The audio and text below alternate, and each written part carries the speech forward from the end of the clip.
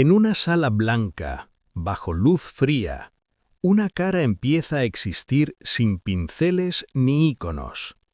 No nace de la devoción, sino de medidas, la distancia entre pómulos, la curvatura de una órbita, el peso de una mandíbula. Durante siglos, Occidente ha mirado un rostro de Jesús ya decidido. Piel clara, mirada suave, rasgos casi inmutables. Pero la ciencia forense no trabaja con símbolos, trabaja con límites. Y cuando se aplica a un varón judío de Judea en el siglo I, esos límites empiezan a empujar la imagen heredada hacia un lugar incómodo. No se trata de descubrir una fotografía perdida, se trata de entender qué es plausible y qué es invención repetida. Lo que emerge no es una revelación espectacular, sino algo más perturbador: la normalidad. La santidad sin aura estética. Un rostro que no encaja con lo que esperas precisamente porque se parece demasiado a la vida real. Aquí empieza el verdadero choque, no con un milagro visible, sino con una pregunta silenciosa sobre cuánto de nuestra fe está sostenida por una imagen. Quédate hasta el final, te daré una guía práctica para ordenar el corazón. Vamos allá.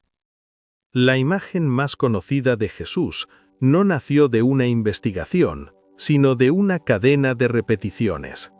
Durante siglos, la cultura visual occidental fue fijando un rostro estándar a base de copias, iconos, retablos, frescos y más tarde estampas populares. En ese proceso, el rostro dejó de funcionar como una hipótesis y empezó a funcionar como una certeza emocional. No se mira como una interpretación, sino como un recuerdo.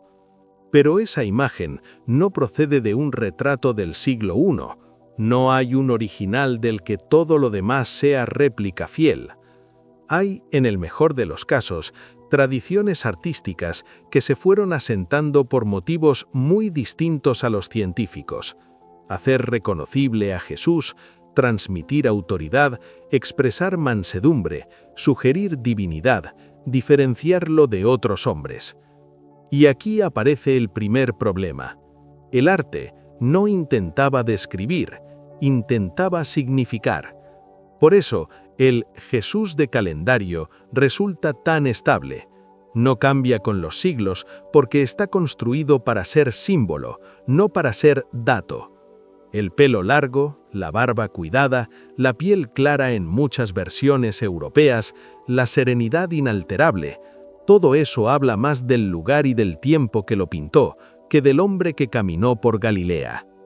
Cuando una imagen se repite lo suficiente, deja de parecer una elección estética y pasa a parecer historia. Entra en la memoria colectiva como si hubiese estado allí desde el principio, y sin darse cuenta, el espectador empieza a confundir dos cosas distintas: el rostro que aprendió a venerar y el rostro que habría sido plausible en la Judea del siglo I.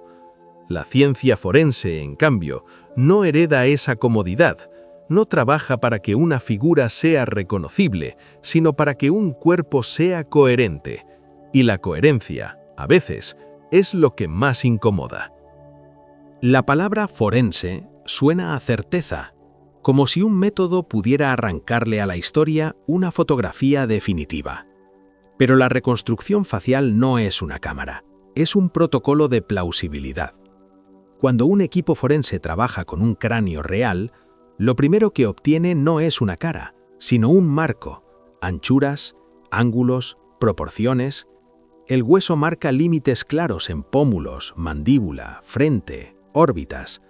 También permite inferencias generales: sexo biológico con cierta fiabilidad, rango de edad aproximado, señales de trabajo físico en inserciones musculares, fracturas antiguas, lesiones, desgaste dental, a veces incluso huellas de enfermedad.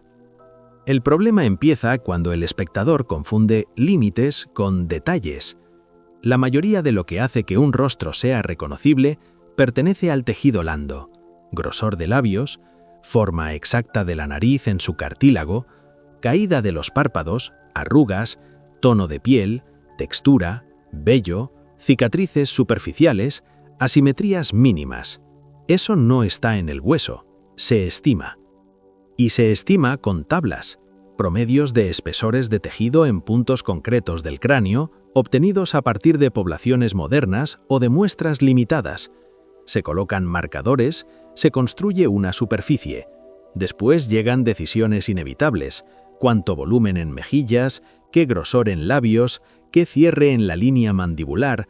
La metodología reduce la fantasía, pero no elimina la interpretación. Por eso, dos reconstrucciones correctas no pueden parecerse entre sí y aún así respetar el mismo cráneo, porque el cráneo no contiene una única cara, contiene un rango de caras posibles. Aquí ocurre algo que suele pasar desapercibido. La ciencia forense no está diseñada para revelar belleza, sino coherencia. Su objetivo es que la anatomía tenga sentido, que el resultado sea compatible con el soporte óseo, que no viole la estructura. Y hay otra limitación, aún más importante para este caso. No existe el cráneo de Jesús. Eso lo cambia todo. Cualquier cara forense de Jesús no es una identificación individual, es una aproximación estadística. Un varón judío del siglo I en la región de Judea o Galilea, con un cráneo representativo, con tejidos estimados, con rasgos completados a partir de lo más probable, no de lo seguro.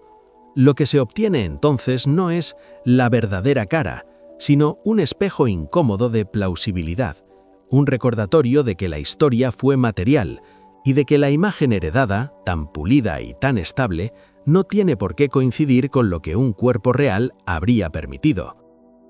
Si la ciencia forense deja de perseguir un icono y se limita a lo plausible, la pregunta cambia. ¿Cómo habría sido, físicamente, un varón judío de Galilea bajo Roma? No hace falta imaginar un palacio, basta un camino. Galilea no era un lienzo limpio, era polvo fino que se pega a la piel, sol que reseca, viento que levanta arena, jornadas largas a pie entre aldeas, huertas y laderas de piedra. La vida diaria dejaba marca, y un rostro del siglo I, incluso en un hombre joven, podía tener ya señales de intemperie: piel curtida, pequeñas grietas en labios, líneas prematuras alrededor de los ojos, no por tristeza, sino por luz. La complexión más verosímil no es la de un cuerpo delicado, sino la de un cuerpo útil, no por heroísmo, sino por supervivencia. Cargar, caminar, trabajar con herramientas, subir y bajar terrenos irregulares, brazos duros, manos ásperas, uñas con tierra incrustada. En una región así, la suavidad estética no era un valor, era un lujo. El cabello, en ese contexto, no es un adorno flotante, es algo que estorba.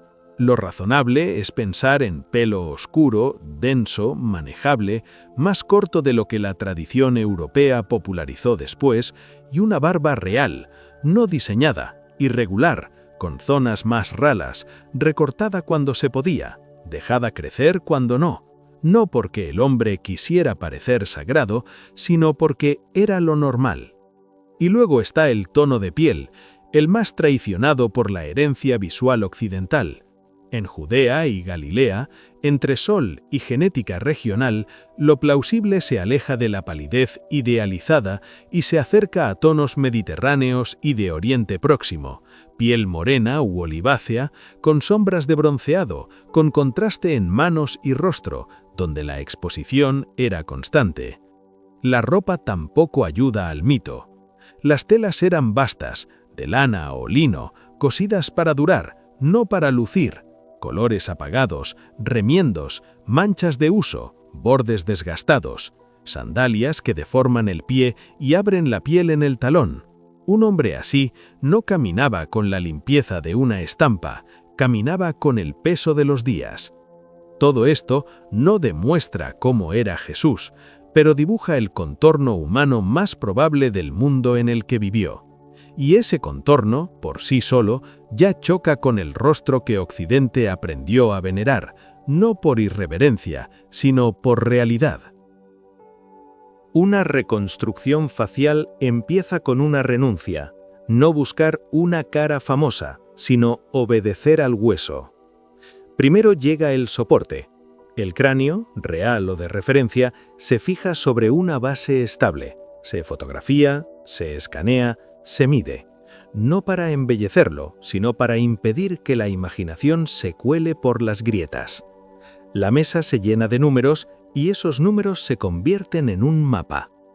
Después aparecen los marcadores de tejido, pequeños pines colocados en puntos concretos: frente, sienes, pómulos, mentón, borde mandibular. Cada pin representa un espesor medio estimado para una población determinada. No es un secreto revelado, es estadística aplicada a materia. El gesto clave, el que la gente no suele ver, es este. La cara no se dibuja, se construye hacia afuera. Sobre el cráneo se van levantando volúmenes, primero la masa general del rostro, luego los músculos principales, luego la piel que los cubre. La mandíbula dicta la potencia del tercio inferior.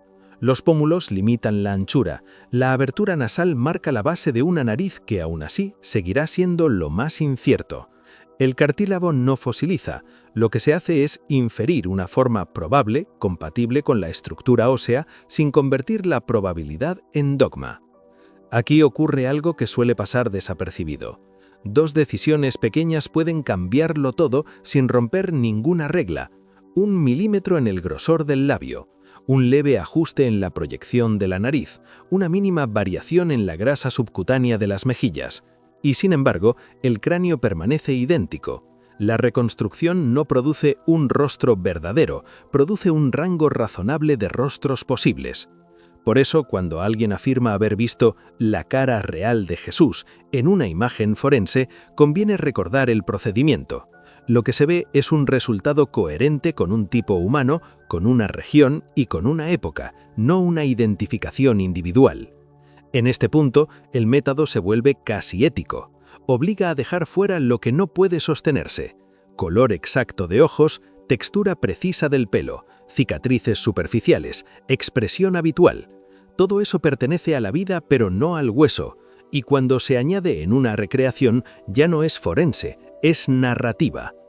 El paso final, el más delicado, no es ponerle una mirada, es detenerse a tiempo, presentar la aproximación como aproximación, mantener la honestidad del margen de error. Y ahí, justo ahí, la imagen heredada empieza a perder autoridad, no porque la ciencia demuestre otra cosa con certeza absoluta, sino porque obliga a una disciplina: aceptar que el pasado fue material, no iconográfico, que un cuerpo real impone límites y que esos límites no siempre son compatibles con el rostro pulido que hemos repetido durante siglos. Hasta aquí el proceso parece frío: hueso, tablas, márgenes. Pero hay un instante en el laboratorio en el que esa frialdad se vuelve humana. No cuando se añade belleza, sino cuando se renuncia a ella. El técnico aparta la herramienta, se queda mirando el volumen neutro de arcilla y entiende algo. Cuanto más honesto es el método, menos permite que proyectemos lo que deseamos ver. El rostro empieza a ser un límite, no un icono, y ese límite, en silencio, prepara el golpe. Si quieres que la Biblia sea historia viva hoy, suscríbete a Jesús de Nazaret, Historia Viva. Ahora vuelve la tensión, porque en cuanto se acepta el margen de error, aparece una pregunta más incómoda. ¿Qué hacemos con la imagen pulida que hemos repetido durante siglos? No se trata de destruirla, sino de colocarla en su lugar, como símbolo, no como evidencia. En la siguiente parte, el contraste se vuelve visible. Pondremos frente a frente lo que esperabas y lo que es plausible. Y el choque no vendrá de un nuevo Jesús, sino de uno demasiado real para nuestras preferencias estéticas. Y cuando esa realidad asome, quizá descubras que la mayor distancia no está entre dos rostros, sino entre nuestras expectativas y la historia material que intentamos mirar sin adornos. Ahora sí, aquí es donde el contraste deja de ser teórico.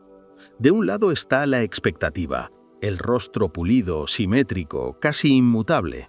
Una cara pensada para ser reconocida al instante, para inspirar calma, para encajar en marcos dorados y vitrales. Del otro lado está lo plausible. Un hombre semita del siglo I, en una región de sol duro y polvo fino. Rasgos más comunes, más terrenales. Pómulos marcados, nariz fuerte y funcional, mandíbula trabajada, piel de intemperie, no de interior. Un aspecto que no busca agradar a la mirada porque no fue creado para la mirada. Y por eso incomoda, porque la primera reacción suele ser emocional. Ese no puede ser. No porque el método falle, sino porque nuestra memoria visual protesta. No estamos comparando evidencia, estamos defendiendo una imagen heredada como si fuera un dato. Pero aquí viene el giro real. Lo inesperado no es que la cara sea fea o dura. Lo inesperado es que sea normal, que no tenga rasgos de excepción, que no grite sagrado, que parezca uno más entre los hombres de su tiempo. Y esa normalidad, si la dejas entrar, cambia el centro de gravedad. Si el rostro no sostiene la fe, entonces la fe tiene que sostenerse en otra parte, en la voz, en los gestos, en las palabras, en el modo en que miraba a los que nadie miraba. La ciencia forense no te roba a Jesús, te lo devuelve a la calle, a la historia material, a la humanidad concreta. Y justo ahí, en esa devolución, empieza a verse lo esencial. No era su cara lo que transformaba a las personas, era su presencia. Hay una forma de saber si una imagen es idealizada. Mira si el cuerpo cuenta una historia o si solo sostiene un símbolo. Porque el cuerpo en el mundo antiguo era un archivo. No guardaba recuerdos en papel, los guardaba en piel, en uñas, en espalda, en pies. Un artesano, y más aún un hombre itinerante, no tenía manos de cuadro, tenía manos con memoria, callos donde el mango roza siempre igual, cortes pequeños que cicatrizan mal, nudillos engrosados, grietas secas en la palma. La tierra se quedaba en los pliegues, la madera dejaba astillas invisibles, y el agua, cuando era poca, no borraba todo. Los pies también hablan, sandalias y piedra, horas de camino, talones abiertos, dedos endurecidos, piel hecha a la fricción. El cuerpo aprende a resistir, no a lucir. Y luego está la postura, hombros ligeramente hacia adelante por cargar, por trabajar o por dormir donde se puede. Una espalda acostumbrada a levantar y a bajar. Un cuello que no ha vivido bajo sombra constante. Nada de esto es romántico, es humano. Y por eso es importante. Devuelve la fe a la historia, no a la vitrina. Cuando la ciencia forense insiste en límites, nos obliga a recordar esto. La encarnación no fue una idea bonita, fue un cuerpo real atravesado por clima, trabajo y cansancio. Un cuerpo que envejece antes de tiempo, que se agrieta, que sangra. Y sin embargo, ahí estaba el contraste. Desde ese cuerpo común, la autoridad no venía de una estética, sino de una forma de estar con los demás, de tocar sin miedo, de mirar sin desprecio. En la siguiente parte vamos a dar un paso más. ¿Qué cambia en nuestra lectura cuando aceptamos esa humanidad sin barniz? Si el rostro cambia, ¿qué permanece? Porque esa es la prueba real, no si una imagen coincide con lo que aprendimos de niños, sino si nuestra fe, o incluso nuestra curiosidad histórica, depende de una estética. Cuando la reconstrucción te obliga a soltar el rostro pulido, aparecen dos caminos. El primero es defensivo, proteger la imagen como si fuera un pilar.